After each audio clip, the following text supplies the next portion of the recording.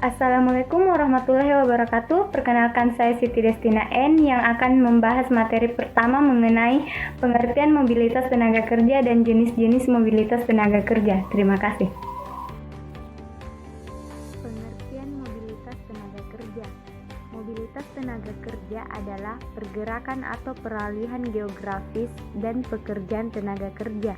Mobilitas tenaga kerja yang paling baik diukur dari kurangnya hambatan yang terjadi dalam proses peralihan. Mobilitas tenaga kerja merupakan salah satu faktor penting dalam studi ekonomi karena melihat bagaimana tenaga kerja sebagai salah satu faktor utama produksi dapat mempengaruhi pertumbuhan dan produksi. Jenis-jenis mobilitas tenaga kerja. Mobilitas tenaga kerja ini terbagi dalam mobilitas spasial atau permanen dan non-permanen, dan non-spasial atau perpindahan dari suatu pekerjaan ke pekerjaan lain menurut sektornya maupun status pekerjanya. Nah, mobilitas tenaga kerja spasial. Mobilitas tenaga kerja spasial adalah pergerakan atau peralihan tenaga kerja yang bersifat geografis berdasarkan pergerakannya dari suatu daerah ke daerah yang lain. Mobilitas spasial terbagi menjadi dua, yaitu permanen dan non-permanen. Permanen. Mobilitas permanen merupakan salah satu bentuk perpindahan yang terjadi bertujuan untuk menetapkan di daerah tujuan. Proses ini juga disebut sebagai migrasi.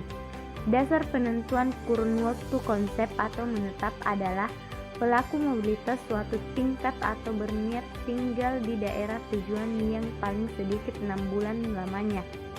Secara lengkap, migrasi didefinisikan sebagai perpindahan penduduk dengan tujuan untuk menetapkan dari suatu tempat ke tempat lain melewati batas administratif atau migrasi internal atau batas politik negara atau migrasi internasional. Assalamualaikum warahmatullahi wabarakatuh.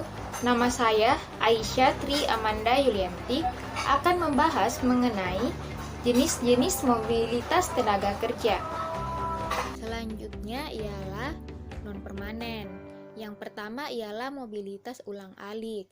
Mobilitas tenaga kerja ulang-alik adalah gerak keluar dan kembali tenaga kerja dari daerah asal ke daerah tujuan secara teratur dalam selang waktu untuk kembali ke daerah asal pada hari itu juga.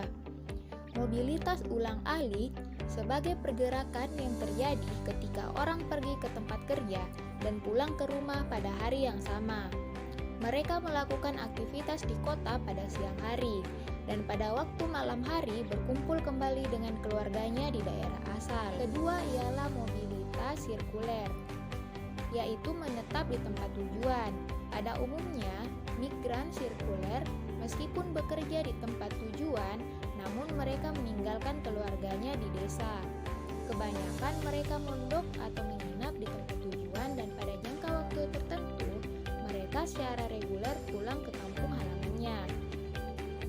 Migran sirkuler meninggalkan daerah asal hanya untuk mencari nafkah, tetapi mereka menganggap dan merasa tempat tinggal permanennya di daerah asal, di mana terdapat anak, istri, dan kekayaannya. Selanjutnya ialah mobilitas non-spasial. Mobilitas non-spasial adalah perpindahan dari satu pekerjaan ke pekerjaan lain, baik menurut sektornya maupun status pekerjaannya. Assalamualaikum warahmatullahi wabarakatuh. Perkenalkan, saya Siti Larasanti Syukur yang akan membahas mengenai dampak mobilitas pekerja dan pengaruh mobilitas pekerja terhadap perekonomian suatu daerah. Terima kasih. Dampak mobilitas tenaga kerja. Yang pertama adalah dampak positif. Poin pertama, membantu daerah atau negara kaya untuk memenuhi kebutuhan tenaga kerjanya. Karena mobilitas tenaga kerja salah satunya menggerakkan tenaga kerja dari suatu tempat yang lebih kaya untuk mendapatkan pendapatan yang lebih baik, maka adanya mobilitas tenaga kerja ini membantu perusahaan di daerah maupun negara yang kaya untuk memenuhi kebutuhan tenaga kerjanya. Poin yang kedua, memungkinkan tenaga kerja untuk meningkatkan pendapatannya.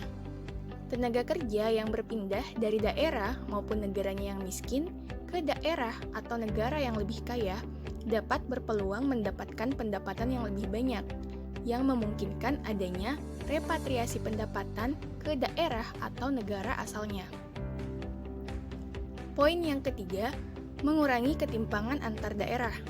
Mobilitas pekerja secara tidak langsung dapat membantu pemerataan antara daerah miskin dan daerah kaya. Adanya kemudahan untuk pindah pekerjaan memberikan kesempatan bagi individu untuk memilih pekerjaan yang sesuai dengan cara kerjanya, minatnya, dan gaji yang diinginkannya. Dampak negatif dari mobilitas. Pertama, mendesak keberadaan pekerja lokal memasuki sektor yang kurang menguntungkan. Adanya mobilitas tenaga kerja biasanya mendorong masuknya tenaga kerja yang lebih terdidik dan terampil memasuki suatu daerah atau suatu negara. Masuknya pekerja terdidik dan terampil dari luar negeri pada perekonomian domestik akan mendesak pekerja lokal keluar atau ke sektor lain yang kurang menguntungkan. Poin yang kedua, distribusi pekerjaan yang tidak merata. Mobilitas tenaga kerja secara penuh akan menyebabkan distribusi pekerja yang tidak merata.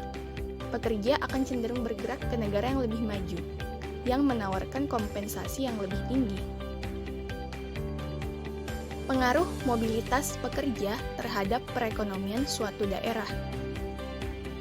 Bagi daerah asalnya, mobilitas pekerja dapat meningkatkan pendapatan di daerah asal tersebut, seperti yang dikemukakan oleh Abustam yang menjelaskan bahwa pendatang sementara, terutama yang melakukan gerak sirkuler, memberi sumbangan yang besar bagi peningkatan pendapatan rumah tangga di desa melalui kiriman dan bawaan uangnya dari kota karena tanggung jawab terhadap desanya, khususnya tanggung jawab terhadap keluarga dan rumah tangganya. Mobilitas pekerja juga memberi pengaruh yang positif bagi perekonomian daerah tujuannya. Mobilisasi pekerja yang terdidik dan terampil tentunya dapat mendorong perekonomian daerah tujuannya dan juga memenuhi kebutuhan tenaga kerja di daerah tujuan tersebut. Assalamualaikum warahmatullahi wabarakatuh. Saya Anissa Ayu Ramadana. Saya akan menjelaskan mengenai salah satu contoh kasus untuk mobilitas pekerja. Baik, saya akan menjelaskan mengenai salah satu contoh kasus untuk mobilitas pekerja. Jadi kelompok kami mengambil contoh kasus tenaga kerja Indonesia, atau yang dikenal juga dengan TKI. Indonesia adalah negara yang jumlah penduduknya banyak, sehingga dibutuhkan pula lapangan pekerjaan yang luas untuk menampung para pekerja yang banyak tadi. Namun, Indonesia belum bisa memberikan lapangan pekerjaan yang cukup bagi para penduduknya, sehingga banyak pekerja di Indonesia yang bekerja ke negara-negara tetangga atau ke negara-negara lain untuk memenuhi kebutuhan hidupnya. Nah, tenaga kerja Indonesia atau TKI sendiri didefinisikan sebagai setiap warga negara Indonesia yang memenuhi syarat untuk bekerja di luar negeri dalam hubungan kerja untuk jangka waktu tertentu dengan menerima upah.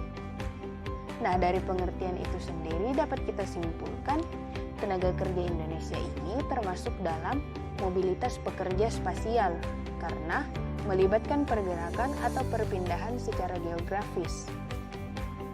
Lalu, lebih lanjut mengenai TKI. TKI terbagi menjadi dua, yaitu TKI legal dan TKI ilegal. TKI legal adalah mereka yang berangkat dengan izin pemerintah mengikuti syarat-syarat dan prosedur pemberangkatan dari pemerintah. Sehingga mereka berangkat dibekali surat-surat resmi dan secara hukum memperoleh perlindungan baik dari negara pengirim tenaga kerjanya yaitu Indonesia maupun dari negara penerima. Seperti sudah dijelaskan di awal tadi, banyak penduduk Indonesia yang menjadi TKI karena berbagai alasan. Salah satunya karena faktor ekonomi, seperti kemiskinan, sempitnya lapangan pekerjaan, maupun kebutuhan yang mendesak. Terdapat beberapa faktor yang menjadi penghambat dalam mendapatkan akses untuk bekerja ke luar negeri. Yang pertama, ada faktor yang berasal dari dalam diri seseorang atau faktor yang berasal dari dalam diri pekerja itu sendiri, yaitu rendahnya kualitas sumber daya manusia yang disebabkan pertama rendahnya tingkat pendidikan. Tingkat pendidikan yang rendah ini berimbas pada keterampilan yang juga menjadi rendah, dan juga kesehatan yang rendah sehingga menyebabkan produktivitas tenaga kerja tidak maksimal, dan juga ada hambatan budaya. Selanjutnya ada faktor yang berasal dari luar kemampuan seseorang atau dari luar diri pekerja, yaitu karena birokrasi atau peraturan-peraturan atau kebijakan resmi dari pemerintah, sehingga dapat membatasi atau memperkecil akses seseorang untuk memanfaatkan kesempatan dan peluang yang tersedia. Sekian mengenai contoh kasus untuk mobilitas pekerja. Lebih dan kurangnya mohon dimaafkan. Terima kasih.